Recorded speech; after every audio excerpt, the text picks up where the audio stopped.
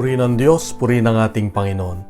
Alam mo ba na ngayong araw na ito ay kapistahan ng Santissima Trinidad o mas kilala sa The Holy Trinity. Sa Ebanghelyo ngayon makita natin na si Jesus ay isinusugo niyang kanyang mga alagad at sinabing, binyagan niyo sila sa ngalan ng Ama, ng Anak, at ng Espiritu Santo. Marami pong katanungan kung ang Diyos nga ba si Jesus at ang Espiritu Santo ay isang Diyos.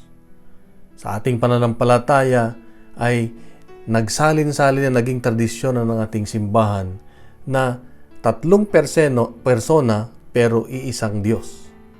Iisang Diyos. 1 plus 1 plus 1 equals 1. Na ibig sabihin na dahil sa pagmamahal ng Diyos sa atin ay bilang isang ama ay naging isang tao, naging isang espiritu para lang maipadama niya sa atin ang kanyang pagmamahal.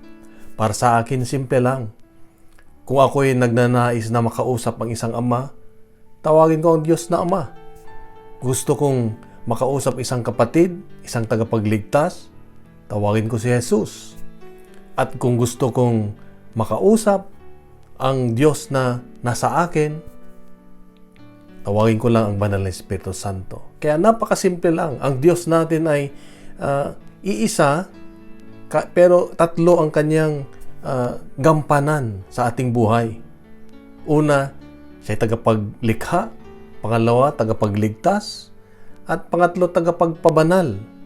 Kaya nga, sa ating pananampalataya, mapalad tayo. Tayo ay blessed na blessed kasi ang Diyos ay dahil sa pagmamahal niya sa atin ay binigay niya yung kanyang buong katauhan sa atin. Iba-iba nga lang na persona pero iisa.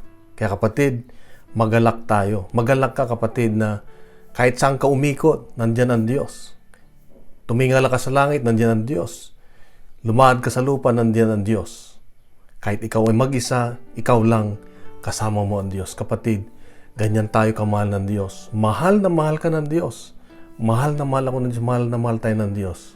Kaya pagkalat natin itong mabuting balita, ang Santissima Trinidad, dahil sa pagmamahal ng Diyos, mahalin din natin siya. Ibalik natin ang pagmamahal natin sa ating Diyos.